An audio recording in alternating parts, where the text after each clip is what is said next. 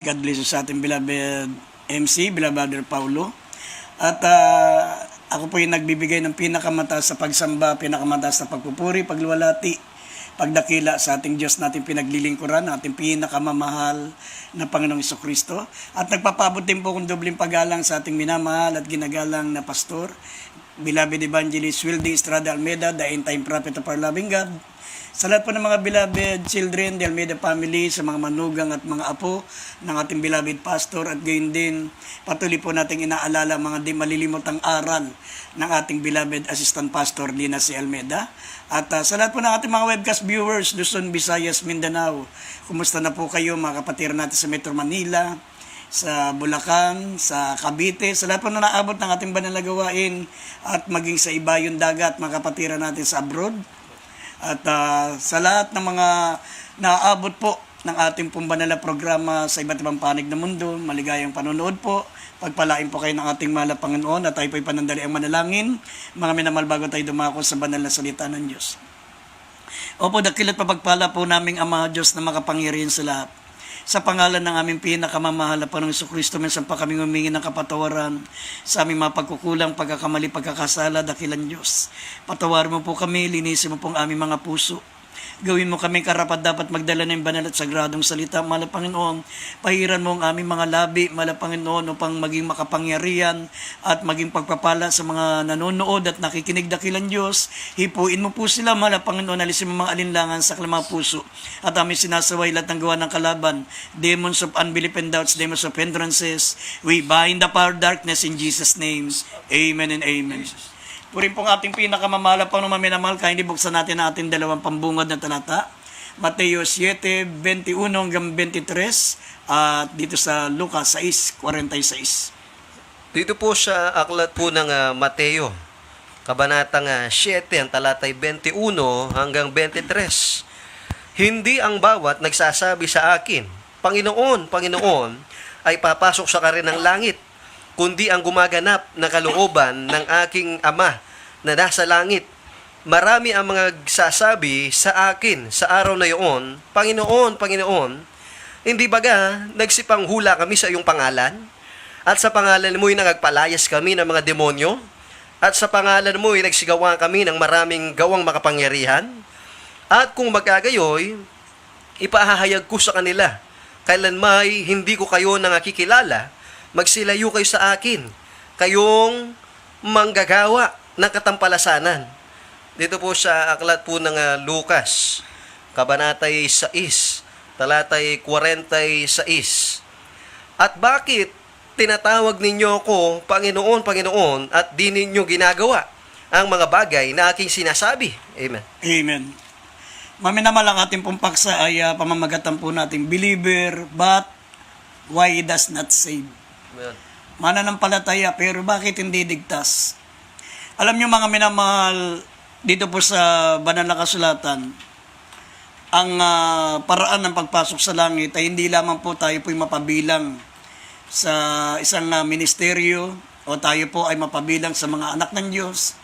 Ang importante po, maminamaligid sa lahat ay habang tayo po ay naglilingkod sa ating pinakamamahal na Panginoon, kinakailangan po nating sumunod. Kung hindi po tayo susunod, sabi nga ng banal na kasulatan, mga minamahal, bakit niyo ako tinatawag na Panginoon, Panginoon, at hindi niyo naman ginagawa ang aking mga sinasabi? Alam niyo dito po sa Mateo 7, talatang 21 hanggang 23, nakalulungkot po mga minamahal, ang binabanggit po rito ay mga tunay na mga mananampalataya.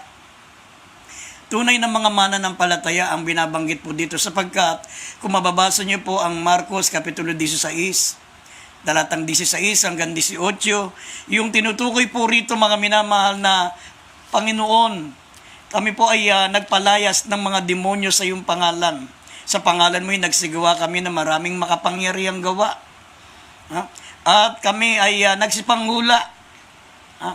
Pero mga minamahal, sinabi ng ating pinakamamahal na Panginoon, mga minamahal, kailanman ay hindi ko kayo nakikilala, magsilayo kayo sa akin, kayo manggagawa ng katampalasanan. Ibig sabihin, ito po yung mga tunay na mga mananampalataya. Pero bakit sinabi ng mahal na Panginoon, kailanman ay hindi ko kayo nakikilala? Kaya nga sinasabi ng mga ibang mga hindi lumalakip yung mga signs and wonders and miracles, yung ministry nila na wala pong gift of healing, wala pong mga miracles. Kaya sinasabi tuloy nila na iyon daw pong pagpapalayas ng demonyo, pagkapatong ng kamay sa may sakit, at yung pagsasalita ng iba't ibang wika, ito raw po ay paggawa ng katampalasanan. Hindi totoo yun, mga minamahal. Yan po ay signs na ikaw ay tunay na anak ng Diyos at ito po'y tanda, maminamal, na ikaw ay tunay na mga mananampalataya. Kaya lamang nakasulat, mga minamal, ang bagay na ito. Kahit lumalakip sa iyo, mga minamal, ang tanda, lumalakip sa iyo, mga minamal, ang mga kababalagan, nagpapalayas ka ng demonyo, nagsalita ka ng iba't ibang wika, at nakagawa tayo ng mga maraming gawang makapangyarihan sa pangalan ng mahal na Jesucristo. Mga minamahal, sabi ng Biblia, ang importante ay ang pagsunod. Amen. Kailangan pa rin nating sumunod. Dahil sinabi ng banal na kasulatan, mga minamahal, ang hindi lamang ang mga sumasampalataya ang inaring ganap sa paningin ng ating malapang, kundi yung nagsisitupad sa kanyang mga banal na salita. Kaya nga dito po sa pangatalatang binasa po natin, mga minamahal, isa po sa halimbawa ng hindi ligtas, mananampalataya po siya. Una na si Judas. Si Judas Iscariote. Pwede niya ring sabihin yan pagdating niya sa harap ng ating Panginoon. Sasabihin niya pagdating ng paghukom, Panginoon, nagpalayas kami ng demonyo. Kasi naranasan din ni Judas Iscariote yan. Panginoon, nagsalita po kami ng iba't ibang wika. Panginoon, sa iyong pangalan, nagsilayas sa mga demonyo. Ipinatong namin ang aming kamay sa may sakit, gumaling sa pangalan mo. Pwede rin sabihin ni Judas yan. Dahil once upon a time, naranasan niya po yan. Amen. Naranasan niya yan. Pero sabi nga ng Biblia, hindi ang bawat tumatawag sa akin, Panginoon, Panginoon, ay papasok sa karya ng langit, kundi yung sumusunod sa kalooban ng ating Ama na nasa langit. Si Judas, dumating yung pagkakataon dahil sa 30 pirasong pilak, maminamal, natukso siya na ipagkanulo niya ang ating pinakamamahal na Panginoon. At imbis na siya po'y magsisi, may pagkakataon pasana siya na mapatawad ng ating mahal na Panginoon, pero mga minamal, ang paraan ng kanyang pagsisisi ay nagpakamatay. Nagpakamatay siya. Hindi tamang paraan ng pagsisisi. Kaya dito po matutungayan nyo rin po yung isang mananampalataya. Believer siya. Pero hindi siya ligtas. Sabi rito, mamabasa natin yung mga Gawa, Kapitulo 8, talatang 13. Tapos italo natin ng 18 hanggang 23. Sabi, Acts chapter 8, verse 13. Tapos itatalo natin ng 18 to 23. Basahin po natin, ito pong si Simon of Magus. Sabi rito, basahin po natin. Dito po sa aklat po ng mga gawa. Ang mga gawa, kabanatay 8, talatay 13, italo ng 18 hanggang 23. Sabi dito sa talatang 13, at si Simon man, ay niniwala rin. At nang mabautismuhan na, ay nanatili siyang kasama ni Felipe. At nang makakita ng mga tanda at ng mga dakilang himalang ginawa, ay namangha siya. Talo ng 18 hanggang 23. 18, talatang 18, nang makita nga ni Simon na sa pamamagitan ng pagpapatong ng mga kamay ng mga apostol ay ibinigay ang Espiritu Santo at inalok niya sila ng salapi na sinasabi, bigyan naman ninyo ako ng kapangyarihang ito upang sino mang patungan ko ng aking mga kamay ay tumanggap ng Espiritu Santo. Datapwat sinabi sa kanya ni Pedro, ang iyong salapi mapahamak na kasama mo, sapagkat inisip mong tamuhin ang kaloob ng Diyos sa pamamagitan ng salapi. Wala kang bahagi ni kapalaran man sa bagay na ito, sapagkat ang puso mo'y hindi matuwid sa harap ng Diyos. 22, magsisi ka nga sa kasamaan mong ito at manalangin ka sa Panginoon, baka sakaling ipatawad sa iyo ang pag-iisip ng iyong puso. Talatang 23, sapagkat nakikita kong ikaw ay nasa abdo ng kapaitan at sa tali ng katampalasanan. Amen. Amen. Yan po ang pangalawang halimbawa, maminamahal. Si Simon, manggagaway. Amen. Sabi ng banal na kasulatan, sabi siya naging mananampalataya rin, na bautismuhan din. Kasakasama ng mga alagad na naglilibot, nangangaral ng ebanghelyo. Pero hindi siya ligtas. Bakit? Gusto niyang bilhin ng salapi, mga minamahal, ang kapangyarihan galing sa Diyos. Kasi sinabi ni Apostol Pedro, nakikita ko na ikaw ay nasa abdo ng kapaitan at sa tali ng katampalasanan. Yan. Ibig sabihin, hindi siya nagbago. Ang tunay, mga minamahal na mga mananampalataya, sabi nga ng Banal na Kasulatan, if any man be in Christ, he is a new creature. All things has passed away, behold, all things are become new. Dapat, mga minamahal, ang unang magiging tanda ng isang mananampalataya na tunay na isinuko ang kanyang buhay sa Diyos, yung pong pagbabago. Kaya nga, sabi ng unang Korinto 15 talatang 2, sa pamagitan nga nito'y ligtas kayo kung matyagan yung iingatan ang mga utos ng ating pinakamamahal na Panginoon. Sa pamagitan nito, ligtas tayo kung ating matyagang susundin ang utos ng ating pinakamamahal na Panginoon. Kaya nga tanong dito, mga minamahal, paano nangyari na ang Kristiyano po ay hindi ligtas? Paano mangyayari na ang isang mananampalataya ay hindi rin ligtas? Unang-una, sabi ng Biblia, if we sin willfully. Kapag sinasadya natin ang pagkakasala, basahin po natin ang Hebrews chapter 10, verse 25 and 20 hanggang 27. Basahin po natin, mga minamahal. Dito po sa aklat po ng Hebreo, kabanata po 10, ang talatay 25 hanggang 27, na huwag nating pabayaan ang ating pagkakatipon na gaya ng ugali ng iba, kundi mag-aralan sa isa't isa. At lalo na kung inyong namamalas na nalalapit na ang araw. Talatang 26, sapagkat kung ating sinasadya ang pagkakasala, pagkatapos nating matanggap ang pagkakilala sa katotohanan, ay wala nang haing natitira pa tungkol sa mga kasalanan, kundi isang kakilakilabot na paghihintay sa paghukom at isang kabangisan ng apoy na lalamon sa mga kaaway. Amen. Amen. Yan po, mga minamahal, if we sin willfully. Sabi, for if we sin willfully after we have received the knowledge of the truth, there remaineth no more sacrifice for sins. Sabi ng Biblia, mga minamahal, kapag tayo po ay sinasadya nating magliban sa banal na gawain, mga minamahal, tayo po ay exposed sa lahat ng kasalanan. Hindi nangangahulugan na pag lumibang ka ay ikaw po ay hindi naligtas, hindi po nangangahulugan. Ang tinutukoy po rito na ng kahulugan itong Hebrews chapter 10 verse 25 up to 27, pag tayo po'y lumiban, nagiging exposed tayo sa paggawa ng kasalanan. Tayo po ang target ni Satanas. Sapagkat mga minamahal sa Satanas, sabi, ay katulad ng liyong umuungal, naghanap na masisila niya. Tayo'y katulad ng tupa. Kapag tayo po, mga minamahal, ay naiwalay sa kalipunan ng mga mananampalataya, si Satanas po may kapangyarihan siyang tayo po, mga minamahal, ay tuksuing magkasala. Tutuksuin niya tayong magkasala. Katulad yan ng leon. Ang leon, mga minamahal, pag nakita niyang sama-sama ang mga tupa, kahit kayang-kaya niyang lusubin yung kalipunan ng mga tupa na yun, hindi siya makalusob. Kasi natatakot din siya, marami sila. Pero pag nakita niyang umiwalay yung isang tupa, yun po, maminamal ang kanyang wawarayin. Kakainin niya, lalasog-lasugin niya yung isang tupa na nahiwalay doon sa kalipunan, mga minamal na mga grupo ng mga tupa. Ganon din ang mga mananampalataya. Hindi nangangahulugan na kapag lumibang ka, wala ka ng kapatawaran at ikaw ay hindi na maliligtas. Hindi po. Ang tinutukoy po rito na kapag ikaw ay lumiban, expose ka na sa kasalanan.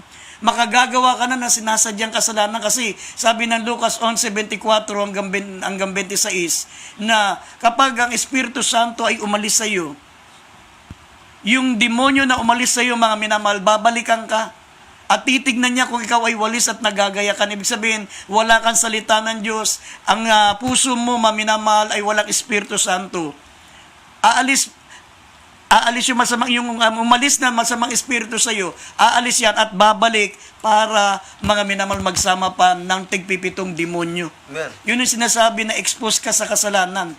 Kapag ikaw ay lumiban, ma-expose ka sa kasalanan, wala kang kalaban-laban.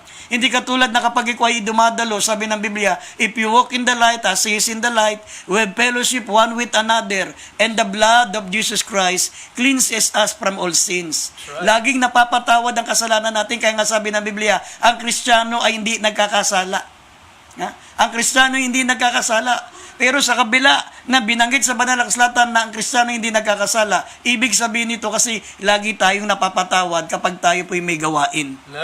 Yun ang ibig sabihin na ang Kristiyano hindi nagkakasala. Sabi ng 1 John 3:9, ang tunay na Kristiyano hindi na nagkakasala. At ang ibig sabihin ng hindi na nagkakasala, mga minamahal, kasi nga, sa tuwing tayo po'y nagkakatipon, mga nahugasan tayo ng banal na dugo ng ating mahal na Panginoon. Ang kapangyarihan ng dugo ng ating mahal na Panginoon, ito po'y timeless. Timeless yan. Para ito sa kasalanan natin noon nung hindi pa tayo mananampalataya at sa mga kasalanang nagagawa pa natin sa panahon na tayo po ay nagkukulang, nagkakamali sa ating mahal na Panginoon. Kaya nga sinabi ng banal na kasulatan, huwag nating sasadyain, mga minamahal, ang pagliban sa banal na gawain. Huwag natin sasadyain ang hindi dumalo sa ating banal na pagkakatipon. Sabi rito, kung idagdag natin Lucas 11:24-26, yung demonyong umalis sa atin, babalikan tayo niyan, titignan kung tayo po'y walis at nagagayakan. Ibig sabihin, wala kang espiritu ng Diyos, hindi ka punong-puno, maminamal ng salita ng Diyos. Babalik sa iyo yan at magsasama ng tigpipito. Maminamal na masasamang espiritu na mas masama pa kaysa sa kanya. Kaya nga, sabi, ang kalagayan ng taong yun ay magiging masama kaysa sa dati. Kaya yun yung sinabi ng Biblia, na kapag tayo po'y lumiban, mga minamahal, expose tayo sa kasalanan. Expose tayo, mga minamahal, sa tinatawag na we sin willfully. Hindi na tayo matatakot gumawa ng kasalanan, magiging libangan natin ang paggawa ng kasalanan. Mawawalan tayo ng conviction, mawawalan tayo ng guilty conscience kapag tayo po ay lumiban sa banal na gawain. Kasi nga, babalikan tayo ng masamang espiritu na umalis sa atin. Sabi rito, basahin natin ng Lucas 11:24-26. Dito po sa aklat ng Lucas, Kabanatay 11, talatay 24-26. Pagka ang karumaldumal na espiritu ay lumabas sa isang tao, ay lumalakad sa mga dakong walang tubig na humahanap ng kapahingahan, at pagka hindi makasumpong ay sinasabing, babalik ako sa aking bahay na nilabasan ko. At pagdating niya ay nasusumpungan walis na at nagagayakan. Kung magkagayo, yumayaon siya at nagsasama ng 7 pang espiritu na lalong masasama pa kaysa kanya. At sila'y nagsisipasok at nagsisitahan doon at nagiging lalo pang masama ang uling kalagayan ng taong yaon kaysa ng una. Amen. Amen. Yan po, mga minamahal. Kaya nga, huwag natin sasadyain, mga minamahal, ang pagkakatipon, ang pagliban, ang pagdalo sa ating banal na pagkakatipon. Napakasagrado po niyan. Pero inuulit ko po sa inyo, hindi nangangahulugan na kapag tayo po'y lumiban, ay tayo po ay hindi naligtas. Hindi po. Ang tinutukoy dyan, tayo po, mga minamahal, ay exposed sa kasalanan. Kasi sabi ng Biblia, katulad nung binanggit dito, pag nakita ng masamang espiritu na ikaw ay walis at nagagayakan, wala kang Espiritu Santo. Hindi mo naramdaman ang banal na espiritu ng Diyos, di lumibang ka. Amen. Hindi ka nakarinig na salita ng Diyos, mga minamahal, di lumibang ka. Mga minamahal, yun po yung sinabi ng nabasa natin sa Lucas 11, talatang 24-26, sabi, kapag nakita ng masamang espiritu na ikaw ay walis at nagagayakan, ibig sabihin, bakante. Hindi ka punong-puno ng salita ng Diyos, wala kang Holy Spirit, hindi ka napuspos ng banal na espiritu, aalis yung masamang espiritu at babalik, magsasama pa ng masamang espiritu na mas masama pa kaysa sa kanya. Kaya nga, ang mangyayari po, maminamahal, babalik po tayo sa kasalanan. Sabi ng unang Korinto, Kapitulo 6, talatang 9-11, sabi rito, maminamahal, hindi nyo ba nalaman? Ang mga liko ay hindi na magsisipagmana ng karya ng langit. Pag binalikan natin yung ating dating kalagayan, nung tayo po ay nasa ating pong mga reliyon pa, nung tayo hindi pa nakaririnig ng ebanghelyo, hindi pa tayo mananampalataya ni Kristo, sabi ng Biblia, maminamahal, hindi po tayo, iyan po ang Kristiyanong hindi ligtas. Yun ang dahilan, bakit may Kristiyanong hindi ligtas. Basahin po natin ng unang Korinto, 6:9-11. Dito po sa aklat ng unang mga taga-Korinto, kabanatang 6, talatay 9-11. O hindi ba ganinyo nalalaman na ang mga liko ay hindi magsisipagmana ng karya ng Diyos? Huwag kayong padaya, kahit ang mga mapakapid, ni ang mga mananamba sa Diyos-Diyosan, ni ang mga ngalunya, ni ang mga nangbababae, ni ang mga mapakapid sa kapwa lalaki, ni ang mga magnanakaw, ni ang mga masasakim, ni ang mga manglalasing, niya mga mapagtungayaw, niya mga manglulupig, ay hindi magmamana ng kaharian ng Diyos. Talatang 11, at ganyan ang mga ilan sa inyo, ngunit nangahugasan na kayo, ngunit binanal na kayo, ngunit inaring ganap na kayo sa pangalan ng Panginoong Jesucristo at sa Espiritu ng ating Diyos. Amen. Amen. Yan po, maminamahal. Nagbigay ng babala si Apostol Pablo sa mga taga-Korinto. Kasi kung mababasa nyo sa unang Korinto, Kapitulo 5, talatang 1 hanggang 5, meron pong isang mananampalataya na involved sa kanyang stepmother. Nagkaroon siya ng relasyon sa kanyang stepmother. Kaya pinaalalanan sila ni Apostol Pablo, maminamahal, na huwag kayong padaya. Ang mga liko ay hindi magsisipagmana ng karya ng Diyos, pati ang mga mapakiapid. Kasi mananampalataya sa unang Korinto, Kapitulo 5, talatang 1 hanggang 5, meron pong isang mananampalataya, yung kanyang stepmother. Nagkaroon sila ng relasyon. Yung asawa ng kanyang ama. Kaya sabi, huwag kayong padaya, ang mga pakiapid ay hindi magmamana ng karya ng Diyos. Pati ang mga sumasamba sa Diyos-Diyosan, ang mga mangangalunya, ang mga nambababae, ang mga mapakiapid sa kapwa lalaki. At ang sabi, ang mga magnanakaw, ang mga magsasakim, ang mga maglalasing, ang mga mapagtungayaw, ang mga manlulupig ay hindi magmamana ng karya ng Diyos. Kaya ipinaalala sa kanila ni Apostol Pablo, maminamahal, na ganyan ang ilan sa inyo. Ganyan tayo noon, mga minamahal, ganyan ang buhay natin, pero sabi, hinugasan na kayo, binanal na kayo, inaring ganap na kayo sa pangalan ng Panginoong Jesucristo at sa Espiritu ng ating Diyos.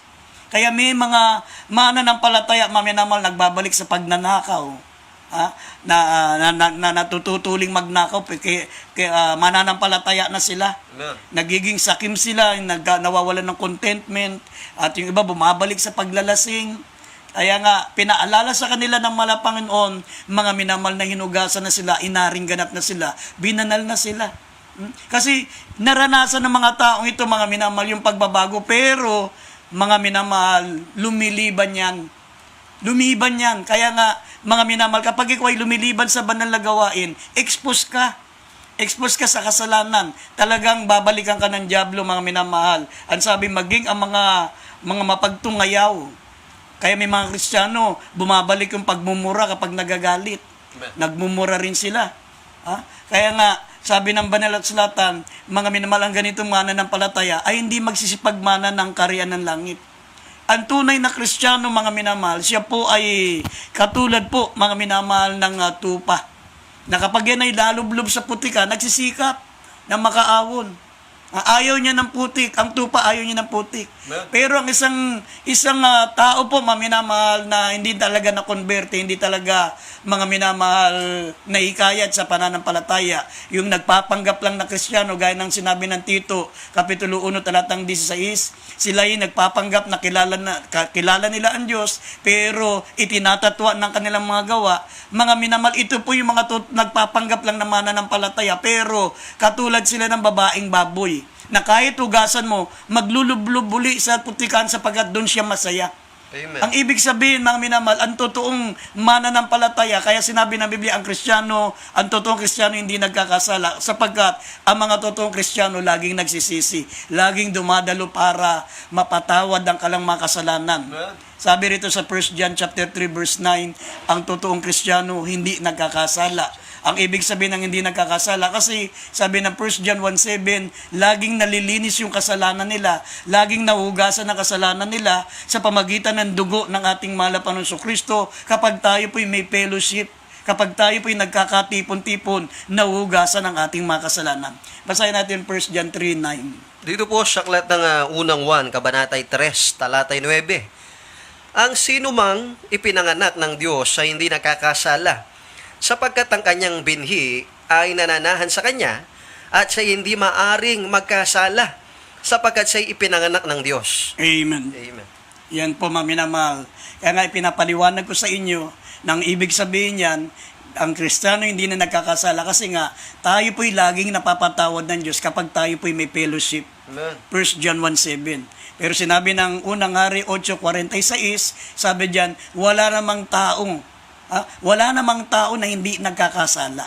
Sabi ng Job chapter 7 verse 20, wala namang matuwid Matuwid wala namang matuwid na hindi naman nagkakasala. Sa madaling salita, minsan nagkakamali tayo, sabi ng Biblia, unguarded moment.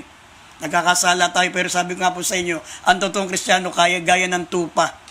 Gaya siya ng tupa, mga minamahal, na kapag nalublob sa putikan, ay nagsisikap makaawol.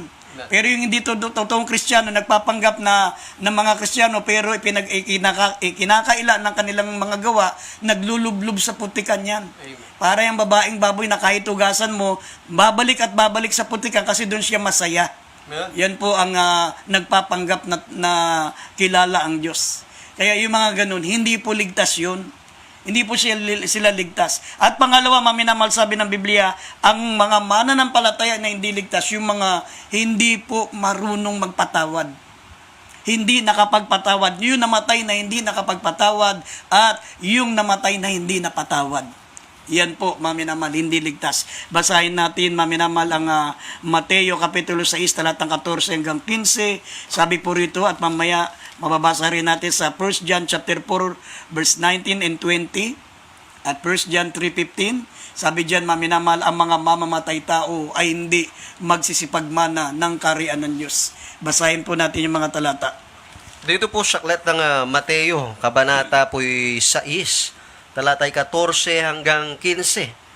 Sabi dito sa Mateo 6:14, sapagkat kung ipatawad ninyo sa mga tao ang kanilang mga kasalanan, ay patatawarin naman kayo ng inyong Ama sa kalangitan. Talatang 15, datapat kung hindi ninyo ipatawad sa mga tao ang kanilang mga kasalanan, ay hindi rin naman kayo patatawarin ng inyong Ama ng inyong mga kasalanan. Dito po sa unang 1, kabanatay 4, talatay 19 hanggang 20. Sabi po dito sa talatang 19, nalalaman natin na tayo'y sa Diyos at ang buong sanglibutan ay nakahilig sa masama. 4:19. Excuse po, dito po sa 4:19 po. Unang kabanatay 4, talatay 19. Tayo'y nagsisiibig sapagkat siya'y unang umibig sa atin. 20. Kung sinasabi ng sino man, ako'y umiibig sa Diyos at napupot sa kanyang kapatid, ay sinungaling sapagkat ang hindi umiibig sa kanyang kapatid na kanyang nakita, ay paanong makaiibig siya sa Diyos na hindi niya nakita. Unang 1, kabanatang 3, talatay 15. Sabi po dito, ang sino mang napupot sa kanyang kapatid ay mamamatay tao, at nalalaman ninyong sino mang mamamatay tao ay hindi pinananahanan ng buhay na walang hanggan. Amen. Amen. Yan po, maminamahal. Ang mga mananampalataya na namatay na hindi napatawad at hindi nakapagpatawad. Yung hindi napatawad at hindi nakapagpatawad. Sinabi ng Mateo Kapitulo 6, talatang 14, maminamalabasa po natin hanggang 15. Sinabi po rito, kung patatawarin nyo ang inyong mga kapwa, sabi rito, ay patatawarin din kayo ng inyong Ama sa langit. Ngunit kung hindi natin patawarin ang ating kapwa, hindi rin tayo mapapatawad ng ating Ama na sa langit. Amen. Kaya nga, isa sa panalangin po natin na patawarin mo kami gaya ng pagpapatawad namin sa mga taong nagkakasala sa amin. Amen. Kaya nga sabi ng banal na kasulatan, paano, kung sinasabi natin tayo umiibig sa Diyos at napupot sa ating kapatid, ay sinungaling. Sapagkat ang hindi umiibig sa kanyang kapatid na kanyang nakita, paano niya maiibig ang Diyos na hindi niya nakikita? Yan ay nasa 1 John 4:20.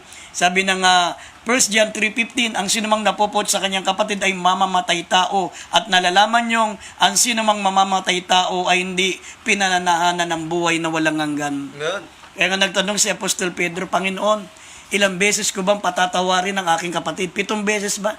Ang sabi ng ating mahal na Panginoon, hindi lang 7. Pedro, patawarin mo ang kapwa mo ng 70 times 7. 70 times 7 isang araw. Ano ibig sabihin ng 70 times 7? Mga minamal, 490 times. Ibig sabihin, patawarin mo ng patawarin. Hanggat tumingi ng tawad, patawarin mo, sapagkat kung paano ka pinatatawad ng Diyos, ganun din dapat marunong tayong magpatawad. At ang nagbe-benefits, maminamal, sa pagpapatawad ay yung nagpatawad, hindi yung pinatawad. Amen. Kaya nga pagdating ng araw, maminamahal, may dalawang Kristiyanong mapupunta doon sa impyerno. Yung namatay na hindi nakapagpatawad at yung namatay na hindi napatawad. Yes. Yan po ang mga Kristiyanong hindi ligtas. At pangatlo, sabi ng Biblia, may mga pangalang buhay pero patay. Mga sabi na bubuhay sa kalayawan, may mga pangalang buhay pero patay. Yes. Ibig sabihin, nandun pa sila sa kalayawan, nandun pa sila maminamahal sa pita ng laman. Naliligayahan pa sila sa mga kalayawan ng sanlibutan. Ang kanilang kagalakan, ang kanilang kaligayahan, ang kanilang satisfaction nasa pakikipagbarkada, nasa pagiinuman, nandun maminamahal sa kalayawan ng sanlibutan. Doon sila masaya. Yan po yung mga Kristiyanong, habang sabi may pangalang buhay pero patay. Hindi sila ligtas, bagamat ang tawag sa kanila ay believer, mananampalataya. Basahin po natin ng Revelation chapter 3 verse 1 up to 3, talo natin ng 15 hanggang 16. Ang tawag sa kanila ay malahininga, lukewarm Christian. Sabi ng 1 Timothy chapter 5 verse 6, ang mga ang mga mananampalataya na nabubuhay sa kalayawan, bagamat buhay, ay patay pa rin sa harapan ng Diyos. Sabi po ng 1 Timothy chapter 5 verse 6. Basahin muna natin ang Revelation chapter 3 verse 1 up to 3 at italo ng 15 hanggang 16. Dito po sa aklat ng Apokalipsis, kabanatay 3, ang talatay 1 hanggang 3, talo ng 15 hanggang 16. At sa anghel ng iglesia sa Sardis ay isulat mo, ang mga bagay na ito ay sinasabi ng may 7 espiritu ng Diyos at may 7 bituin. Nalalaman ko ang iyong mga gawa, na ikaw ay may pangalang ikaw ay nabubuhay at ikaw ay patay. Magpuyat ka at pagtibayin mo ang mga bagay na natitira na malapit nang mamatay, sapagkat wala akong nasumpong ang iyong mga gawang sakdal sa harapan ng aking Diyos. Alalin mo nga kung paanong iyong tinanggap at narinig at ito'y tuparin mo at magsisi ka. Kaya't kung hindi ka magpupuyat ay paririyan akong gaya ng magnanakaw at hindi mo malalaman kung anong panahon paririyan ako sa iyo. Lalo ng 15 hanggang 16. Nalalaman ko ang iyong mga gawa na ikaw ay hindi malamig o mainit man. Ibig ko sanang ikaw ay malamig o mainit. Kaya't sapagkat ikaw ay malahininga at hindi mainit o malamig man, ay isusuka kita sa aking bibig. Amen. Amen. Yan po, maminamahal, ang mga may pangalang buhay pero patay. Amen. Nabubuhay pa sila sa kalayawan. Sabi ng 1 Timothy 5:6, katinawag silang may pangalang buhay pero patay, kasi maminamahal, ang paglilingkod nila sa Diyos ay malahininga. Amen. Sila po yung mga mananampalataya pero hindi ligtas. At pang-apat, sabi ng Banal na Kasulatan, yung mga katitisuran. Yung mga katitisuran, sapagkat ang mga katitisuran, maminamahal, yung mga mananampalataya na hindi nila iniingatan yung kanilang paglilingkod sa Diyos, na hindi nila alam, bawat kilos nila may mga natitisod, may mga sumasakit ang damdamin dahil sa kanila. Ito po yung mga katitisuran. Iba yung natitisod sa salita ng Diyos. Kung natisod kayo sa salita ng Diyos, hindi kayo natisod sa tao, kundi natisod kayo sa salita ng Diyos. Ang tinutukoy po rito, mga minamahal na katitisuran, yung masama ang kanilang gawa. Naging katitisuran sila. Sabi ng Lucas 17 talatang 1 hanggang 4, at mababasa rin natin sa Mateo kapitulo 13, mga minamahal, talatang 41 hanggang 42, sabi rito, ang mga katitisuran, mga minamahal, ay isasama ang kalang bahagi sa mga makasalanan, at sila po ay itatapon sa impyerno, na diyan na nga magtatangis ng kalamang ngipin. Ibig sabihin, kapag katitisuran ka, hindi ka naging asin ng lupa, at hindi ka naging liwanag, hindi ka naging ilaw ng sanlibutan, ang lahat ng hakbang mo'y nakakatisod sa mga mananampalataya, kahit Kristiyano ka, kahit mananampalataya ka, ikinalulungkot ko, sinabi ng Biblia, hindi ka rin ligtas. Amen. Lucas 17 talatang 1 hanggang 4 at Mateo 13 talatang 21 hanggang 41 hanggang 42. Dito po sa aklat ng Lucas, ang kabanatay 17, talatang 1 hanggang 4. Talatang 1, at sinabi niya sa kanyang mga alagad, hindi mangyayari na di dumating ang mga kadahilanan ng pagkakatisod, datapwat sa aba niyong pinanggagalingan, mabuti pa sa kanya kung bitinan ang kanyang leeg ng isang gilingang bato at siya'y ihagis sa dagat kaysa siya'y magpatisod sa isa sa malilit na ito. Mag-ingat kayo sa inyong sarili. Kung magkasala ang inyong kapatid, sawayin mo siya. At kung siya'y magsisi, patawarin mo siya. 4. At kung siya'y makapitong magkasala sa isang araw laban sa iyo, at makapitong magbalik sa iyo na sasabihin, pinagsisisihan ko, patawarin mo siya. Dito po sa Mateo, Kabanatang 13, talatay 41 hanggang 42. Susuguin ng anak ng tao ang kanyang mga anghel at kanilang titipunin sa labas ng kanyang kaharian ang lahat ng mga bagay na nagpapatisod at ang nagsisigawa ng katampalasanan. 42. At sila igagatong sa kalan ng apoy, diyan na nga ang pagtangis at ang pagangalit ng mga ngipin. Amen. Amen. Yan po, maminamahal, yung mga Kristiyanong ayaw nilang ingatan. Yung pananampalataya nila, nagiging katitisuran sila, hindi sila naging pagpapala sa kapwa mananampalataya. Ang tinutukoy po dito, hindi yung nangangaral, tapos nasasaktan, natitisod yung mga nakikinig. Hindi po. Ang tinutukoy dito yung masama ang gawa. Kasi kapag nangaral ka ng ebanghelyo, natural may matitisod, you cannot please everybody. Merong mabibless, merong matitisod. Pero ang tinutukoy dito katitisuran, yung masama ang kanilang gawa.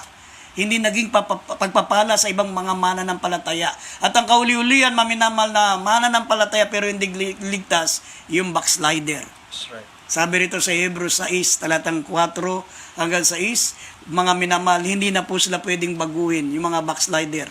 At idagdag natin na 2 Peter chapter 2 verse 20 up to 22, sabi rito sila po, mga minamahal, ay itatapon, mga minamahal, doon sa labas sa impyerno. Basahin natin ang talata.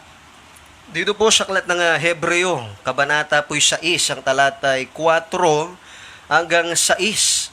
Hebreo 6:4, sabi dito, sapagkat tungkol sa mga minsang naliwanagan at nakalasap ng kaloob ng kalangitan at mga nakabahagi ng Espiritu Santo at nakalasap ng mabuting salita ng Diyos at ng mga kapangyarihan ng panahong darating. Dito sa talatang 6, at saka nahiwalay sa Diyos, ay di maaring baguhin silang muli sa pagsisisi, yamang kanilang ipinapakong muli sa ganang kanilang sarili ang anak ng Diyos at inilalagay na muli siya sa hayag na kaiyan. Dito po sa kalat ng ikalawang Pedro, kabanatay 2, ang talatay 20 hanggang 22. Sabi mo dito, sapagkat kung pagkatapos na sila'y makatakas sa mga pagkahawa sa sanglibutan sa pamamagitan ng pagkakilala sa Panginoon at tagapagligtas na si Jesucristo ay muling mahalubiluhan at madaig niyon ay lalong sumasama ang huling kalagayan nila kaysa ng una, sapagkat magaling pa sa kanila ang hindi nakakilala ng daan ng katwiran kaysa pagkatapos na makakilala, ito ay tumalikod sa banal na utos na ibinigay sa kanila. 22, nangyari sa kanila ang ayon sa kawikang tunay, nagbabalik na muli ang aso sa kanyang sariling suka at sa paglulubalog sa pusali ang babaeng baboy na nahugasan. Amen. Amen. Yan po, maminamahal, ang pang-apat, ang backslider, ang mga tumalikod. Kaya nga, mga minamahal, nabasa po natin sa Mateo 7:22 hanggang 23, nangatwiran sila, Panginoon, nagpalayas kami ng demonyo sa iyong pangalan. Nagpalayas kami nagpagaling kami ng may sakit sa pamagitan ng iyong pangalan. Nakagawa kami mga dakilang gawa sa pamagitan ng pangalan mo at nagsalita kami ng iba't ibang wika. Ibig sabihin, once upon a time, sila po'y naging mananampalataya. Once upon a time, maminamal, naranasan nila ang kaloob ng Espiritu Santo. Once upon a time, naranasan nila, mga minamahal, ang kapangyarihan ng Diyos, ang tanda ng tunay ng mga mananampalataya. Pero sila'y tumalikod, kaya ito lang ang ginagawa nilang dahilan para papasukin sila ng ating pinakamamahal na Panginoon. Nagre-reason out sila. At sabi ng Banal na Kasulatan sa Revelation chapter 22 verse 15, nasa labas ang mga manggagaway Nasa labas ng kaharian ng Diyos. Nasa labas ang mga aso. Amen. Nasa labas ang mga manggagaway. Nasa labas ang mga mapakiapid at ang mga mamamatay tao. At ang mga mapagsamba sa Diyos-Diyosan. At ang bawat nag-iibig na gumagawa ng kasinungalingan ay nasa labas ng kaharian ng Diyos. Ang tinutukoy dito, nasa labas ang mga aso, ito po yung mga backslider. Amen. Na nabasa natin na bumabalik muli sa kanilang mga isinuka. Yung kanilang tinalikuran kasalanan, binalikan muli nila, kinain muli nila yung kanilang sinuka. Amen. At sabi ng 2 Timothy chapter 2 verse 19, sabi rito, maminamahal, nakikilala ng Panginoon ang sa Kanya. Kaya lumayo sa kalikuan ang bawat isa na sumasambitla sa pangalan ng mahal na Panginoon. Lumayo ang bawat isa, mga minamahal na sumasambitla sa pangalan ng malapan sa lahat ng uri ng kasalanan. At dito sa 2 John 1:8, basahin natin yung talata, mga minamahal, may babala sa ating mga mananampalataya. Katulad lagi na sinasabi ng ating beloved pastor, ang pagitan ng langit at impyerno ay sinipis lang ng papel.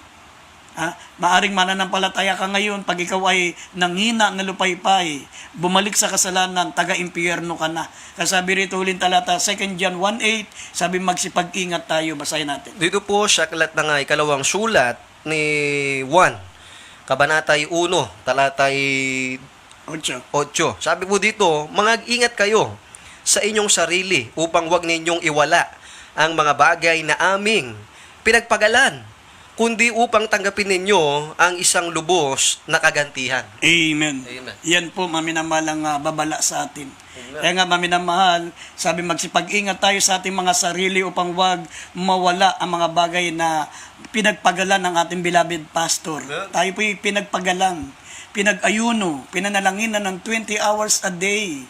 Ang mga manggagawa na nanalangin para sa inyo, araw at gabi, maminamahal, nag-aayuno, mga minamahal, para tayo po ay maging karapat-dapat sa harapan ng Diyos. Sabi rito, upang tanggapin natin ang lubos na gantimpala pagdating natin sa kaharian ng Diyos. Kaya sa gabing ito, maminamahal, tanggapin yung ating pinakamamahal na Panginoon bilang sariling tagapagligtas sa mga baguhan. Mga minamahal, napakasarap maging mananampalataya.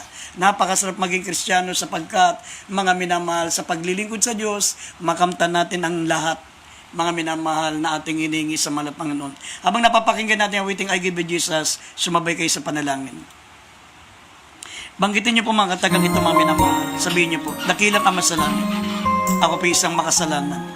Patawarin mo po ako, nagsisisi po ako sa aking kasalanan. Tinatanggap kita bilang aking tagapagligtas, Diyos at Hari ng aking buhay. Iligtas mo po ako, sampo ng aking mahal sa buhay, sa makapangyarihang pangalan ni Jesus. In Jesus' name, amen and amen. Opo, dakilat mapagpala po naming Ama, patawarin mo po sila. Isulat mo ang kalmapangalan sa aklat ng buhay, gayong sila mga tunay na anak mo, mahal na Panginoon, sa isip, sa gawa at katotohanan. Hindi nawa ito maging una tuloy ng kalang paglilingkod, ito na po yung maging simula sa makapangyarihang pangalan ni Jesus. In Jesus' name, amen and amen. Maminamahal, bilang point of contact, lumapit po kayo sa inyong mga gadget na pinakinggan, sa inyong laptop, sa inyong computer o sa inyong cellphone, hawakan nyo po ito at ipanalangin nyo po ang inyong mga loved ones na nasa inyong tabi, maminamahal, may taglay na karamdaman o kaya sa inyong sarili, ang kabilang kamay, ipatong nyo po sa bahagi ng inyong katawan na may karamdaman. Sama-sama po tayong manalangin sa pangunang panalangin ating beloved pastor, Evangelist Wilde Estrada Almeida. Opo, dakilat papagpala po naming Ama sa langit, Diyos na makapangyarihan sa lahat. Sa pangunang panalangin namin, beloved pastor, malapang ng patuloy po namin dinadalangin ang mga minamahal namin makapatiran ito, malapang nagbigay ng kalang mga prayer request. Dalangin namin ang kompletong kagalingan namin, beloved Brother Bong Biong, mahal na Panginoon. Gayon din si Sheila Lim Ding, mahal na Panginoon. Ang kanyang ubo at pananakit ng lalamunan, bigyan mo ng kompletong kagalingan. Gayon din si Sister Auring, mahal na Panginoon, may sakit sa paa, bigyan mo ng kompletong kagalingan. Si Joey Mugan, mahal na Panginoon, idinadalangin po namin, O Diyos, hallelujah, ang kanyang gout sa braso hanggang sa siko, malapang bigyan mo ng kompletong kagalingan. Hipuin mo ang aming beloved Brother Joey Amugan, malapang Panginoon. Ganyan din dalangin namin ang beloved Sister Flortan, mataas po ang kanyang blood pressure, malapang bigyan mo ng kagalingan siya. Kabagan mo po siya, malapang Panginoon, ibalik mo sa normal ang kanyang dugo. Si Martin Soriano, malapang nawa, mapabilis ang proseso ng kanyang pag-alis patungo sa UK, mala Panginoon. Aming beloved Sister Cora Santos, dalangin po namin naway maibalik ang kanyang passport, mala Panginoon, at pera na nawala, mala Panginoon. Ganyan din ang aming beloved Sister Ellen Borra, pag-ingatan mo ang pamilya, mala Pangmalutas ang kanyang problema. At si Roberta Corpus, mala Panginoon, idinadalangin ko po, mala Panginoon, ang kanyang matinding ubo at hirap sa paghinga, bigyan mo ng kagalingan. Si Jolian Obdin, mala Panginoon, may ubo, may hika, mala pagalingan po ang kanyang karamdamang hika, mala Panginoon. Gayun din si Lovely Dalit, mala Panginoon, dalangin po namin ang kanyang colon cancer, mala Panginoon. Hipuin mo po siya ng mabautismo, ang kausapin mo po siya, mala matanggap niyang kompletong kaligtasan ng kanyang kaluluwa at ang kagalingan ng kanyang colon cancer, mala Panginoon. Si Lovely Dalit, ay ganoon din si ang beloved Sister Dayan Lundang, mala Panginoon, ang kanyang safe arrival papunta ng New Jersey. Pag-ingatan mo po, mala Panginoon, makarating ng ligtas at malulati. At dalangin po namin lahat ng mga sakit karamdaman sa po na panalang ng beloved pastors. Nasaway namin lahat ng sakit karamdaman, demons of cancer, leukemia, diabetes, asthma, sakit sa puso, high blood, lahat ng sakit at karamdaman pinalalayas namin. Trangkaso, ubo, sipon, ubo, lahat ng karamdaman lumayas ka sa pangalan ni Jesus. Demons of colon cancer, be healed. Be healed in Jesus' name. Vices begun. Problem be solved in Jesus' name. Amen and amen. God bless you po, mami na mahal. We love you so much. But there is Jesus loves you more. Ibinibigay natin ang buong pagkakataon sa ating beloved MC, beloved Brother Paulo Bondok. Amen. Praise the Lord. Purihin natin ang ating mahal na Panginoong Jesus. God bless you po sa ating beloved mga ngaral, ating beloved ordained preacher, beloved Brother Boy Kaluya, sa mensahe na kaligtasan na ating napakinggan sa pag-aralan sa gabing ito.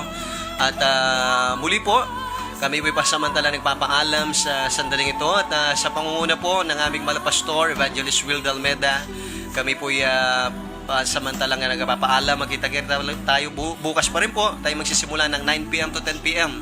Tuloy-tuloy po ang ating live stream sa Facebook at YouTube. At ating po nakasama na kapiling ating beloved ordained preacher, beloved Brother Boy Kaluya. At sa ating pong online technical side, ating beloved Brother Gary Nabat, beloved Brother Adrian Cristal, beloved Brother Aldan Cristal na umantabay po sa ating live stream sa gabing ito. At sa lahat po ng ating mga beloved live webcast viewer, ang Diyos po magpala sa inyo. We love you in the Lord, but dearest Jesus loves you more. God bless you po, and good night.